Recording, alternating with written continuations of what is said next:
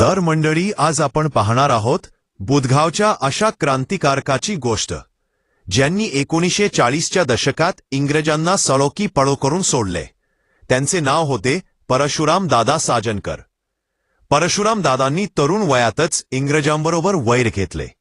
त्यासाठी त्यांनी स्वतः घरात बॉम्ब तयार करून चक्क ब्रिटिश रेल्वे उडवून देण्याचा कट रचला। त्यांनी त्या बॉम्बची ट्रायल एका पडक्या घरात घेतली। त्या बॉम्बची तीव्रता इतकी होती की त्या घराचे छत उडून गेले, परंतु काही कारणास्तव त्यांना रेल्वे उडवून देण्याच्या कारवाईला यश आले नाही। पुन्हा क्रांतिकारकांना शस्त्रे खरेदी करण्यासाठी त्यांनी रुईचंदूर येथील धनवान व्यापाऱ्याच्या घरावर दरोडा टाकला। त्यामुळे संस्थांच्या पोलिसांनी त्यांना पकडून देणाऱ्यास इनाम ठेवले।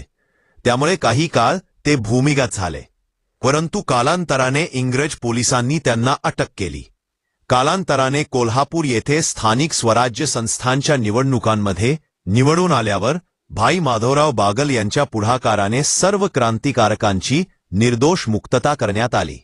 या सर्व कारणास्तव परशुरामदादांना इंदिरा गांधींनी वसंतदादांच्या हस्ते ताम्रपत्र देऊन गौरव केला। इतिहास अभ्यासक प्रशांत मुळीक यांनी तयार केलेली ही डॉक्युमेंटरी कशी वाटली कमेंटमध्ये नक्की कळवा।